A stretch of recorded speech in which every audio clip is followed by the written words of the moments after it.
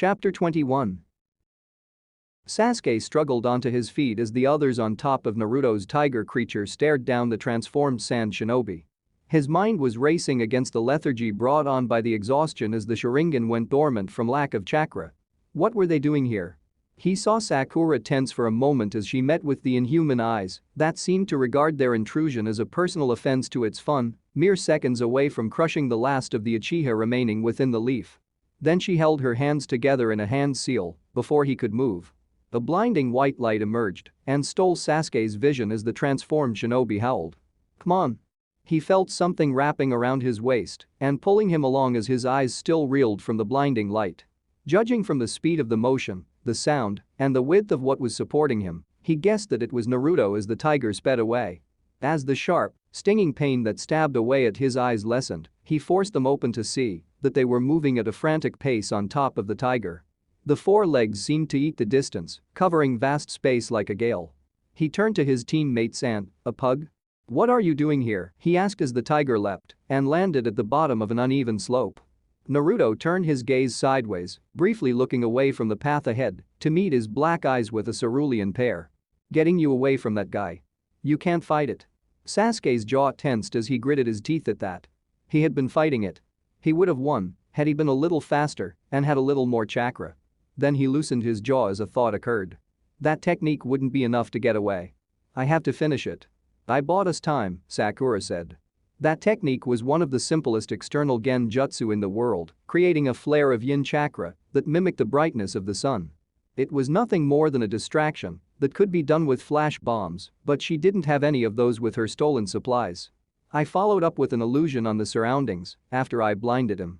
"That's not what I meant," Sasuke said. "I mean that his sense of smell is heightened. He could track me by my blood the entire time. He'll be after us in seconds. I doubt he can keep up with Byakuya." Sasuke shook his head. "No, you're not getting it. He won't stop coming after us. How long until either your tiger runs out of chakra or we lead him back to the village?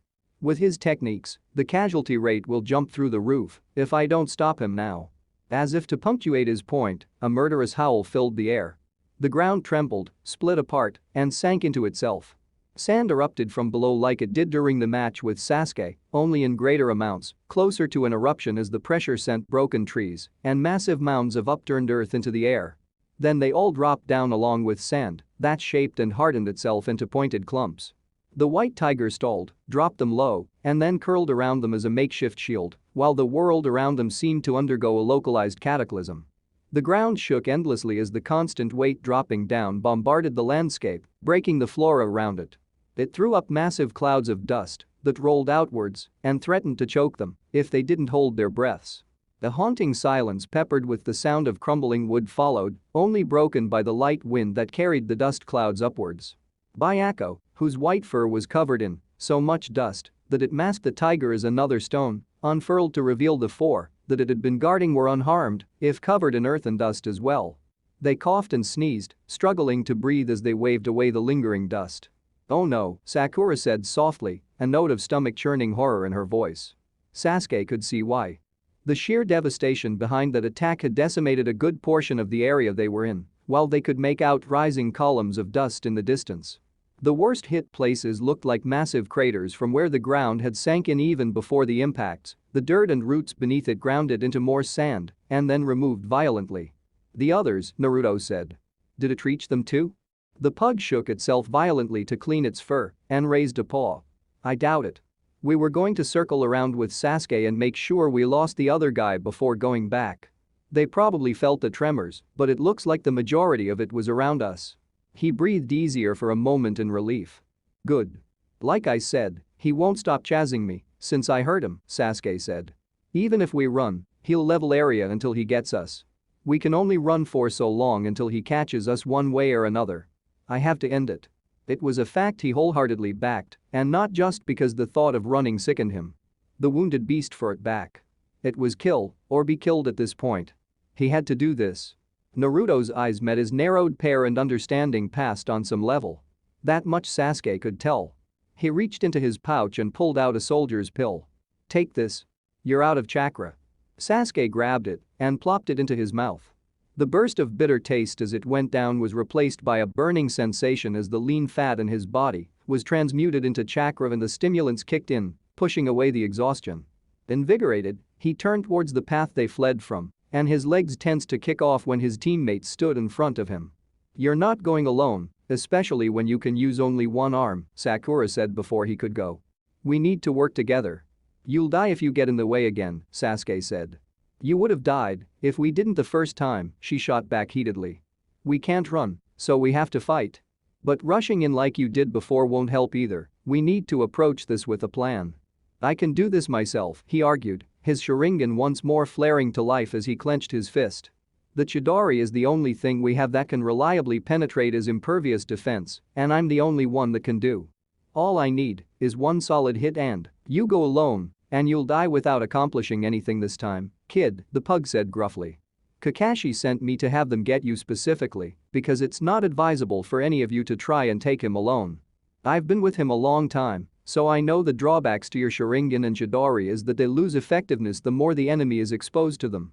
Kakashi already has enough to grieve over besides one of the first students he's taken on dying because he tried using the techniques he taught him futilely. Swallow your pride and act accordingly." Sasuke felt a growl bubble up in his throat but quelled it. The damn dog was right. Doing the same thing that doesn't work is just asking to be killed, and he couldn't avenge his clan if he died then and there. Plus, these two would just come after him again like before and get themselves killed unless they had some kind of plan. He couldn't let that happen, not because of him. Sasuke unclenched his fist and turned to his teammates. "Talk fast. We don't have a lot of time before he comes again." Sakura nodded and got to talking while she applied first aid to his arm to stop him from worsening it.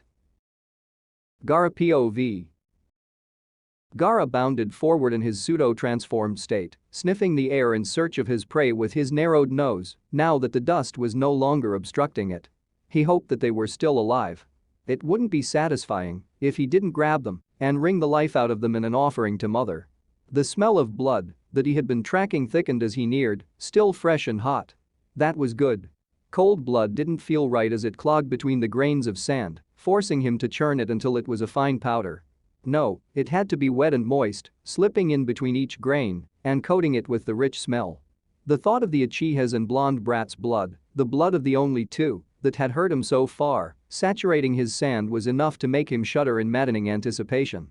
The Jinchuriki of the one-tailed raccoon leapt into the area that smelled the thickest and found the Uchiha and his companion standing over the girl that lay on the ground unconscious. He thrust both hands out at her and they both moved to intercept, bringing them right into his grasp. Gaara opted to crush them over his head immediately and savor the warm shower as his mother demanded. They and the girl popped with a tightening of his grip, erupting into a plume of smoke each instead. He coughed as his massive arms swept back and forth to clear it away, only for the world around him to have changed. The area that had been destroyed was now renewed, thick with trees once more. It was another external genjutsu, he could tell that much easily enough. "Come out and face me, you cowards." Footsteps thundered against the ground as dozens of clones of the blonde brat emerged from the trees, each brandishing a kunai in an attempt to swarm him. They flung them as one, unleashing a rain of steel from all directions upon his imposing frame. He wanted to scoff at the attempt, he couldn't count the number of times the assassins his father sent did that. A thought and expunge of chakra fired clumps of hardened sand out in all directions, knocking them askew and destroying the clones en masse. He raised his nose again in anticipation. The hardened clumps should have smashed their bones and let loose blood run free from the real bodies if they were nearby, even with the illusion.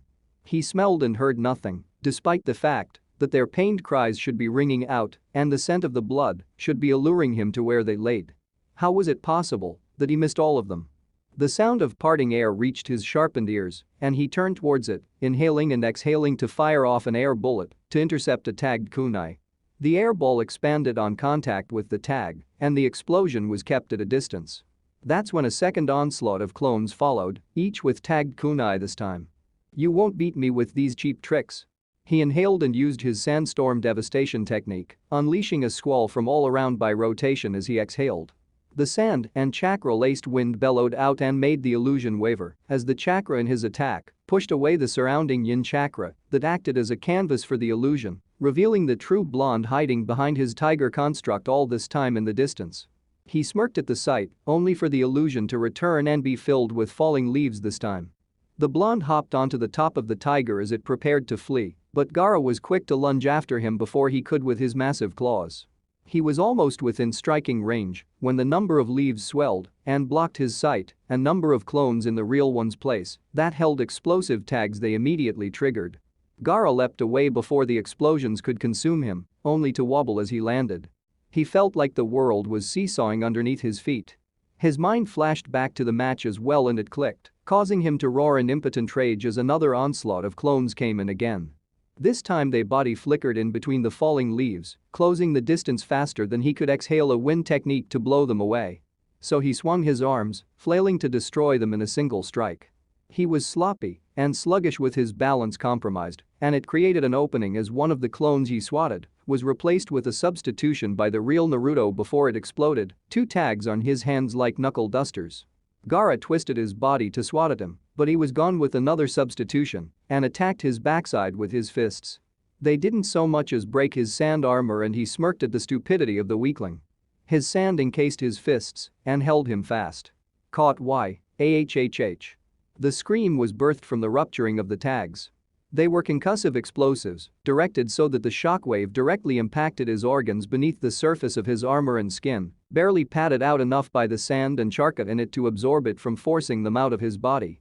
Instead, Gaara flew from the impact until he hit the ground and was on his hands and knees, spewing blood from his mouth.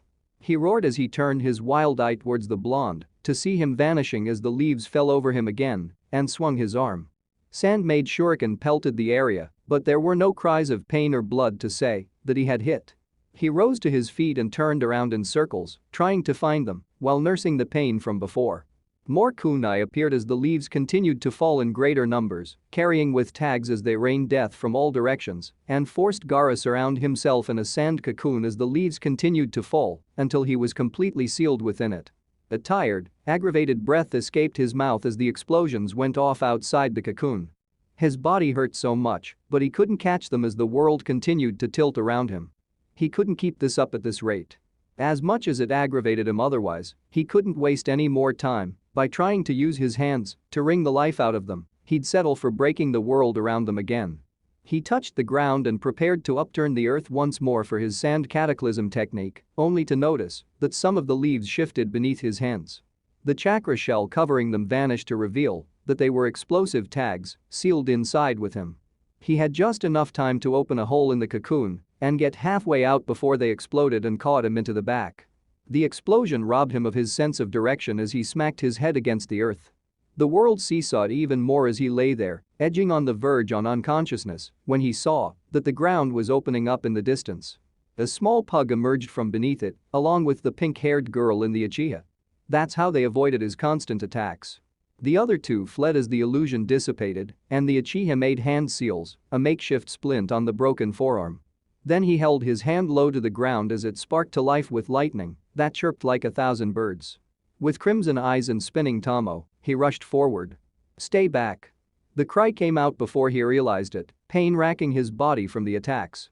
He took hold of his sand and threw it all forward, creating a wall of death by which he couldn't pass, only for the Uchiha to vanish and be replaced by the blonde brat that anchored 4 tagged kunai to the ground and held another up, creating a barrier that blocked the onrushing sand. The sound of innumerable chirping came from behind him, and he turned to be blinded by the blue and angry glare of the technique before he experienced unimaginable pain once more as it punched through his sand armor and into his stomach below. Naruto POV. Naruto watched tiredly, his hands aching from the backlash of using the concussive tags like that, as Sasuke panted while he pulled his good hand out and jumped away from his target. The sand armor slowly crumbled around Gaara, who stood there with his eyes and mouth wide open in agony. He must have passed out from the pain, explaining why his scream died so abruptly. Naruto hated that it came to that. He hated that someone like him, someone with a monster sealed inside of him, had to be struck down like that. If they rushed him to the village, then maybe he would make it, but they didn't have a choice if they were going to survive. "It had to be done, kid," Pakken said, as if sensing his distress. The pug had worked himself tired to dig the tunnel that the others had hid under while Naruto had been running around on Byakko. Likewise, Sakura had worked hard to keep up the different illusions, masking the tags as falling leaves that Naruto dropped over him, while she also hid both him and Byakko from sight. Maybe, he sighed. Let's get him and the others back to the village now. Naruto moved closer to him when he heard Gaara muttering something as he struggled to bring himself up to his knees. Did he force himself back into consciousness? He strained to move his hands together despite the fact that it clearly caused him pain to do so. Don't try and fight anymore, Naruto told him. Between the poison and your injuries, you won't survive if you keep trying to. Never, to, you, Gaara muttered as he clasped his hands together. I will never lose to someone like you three. He made a final seal and then collapsed, leaving Naruto to wonder if he had committed suicide somehow. The thought was dispelled as a violent force was suddenly unleashed and he was thrown backwards while something massive took up the space where he and the others had once been, displacing them. Then he looked up. And the primal fear of being at the base of a fully released tailed beast filled him with dread. End of chapter 21.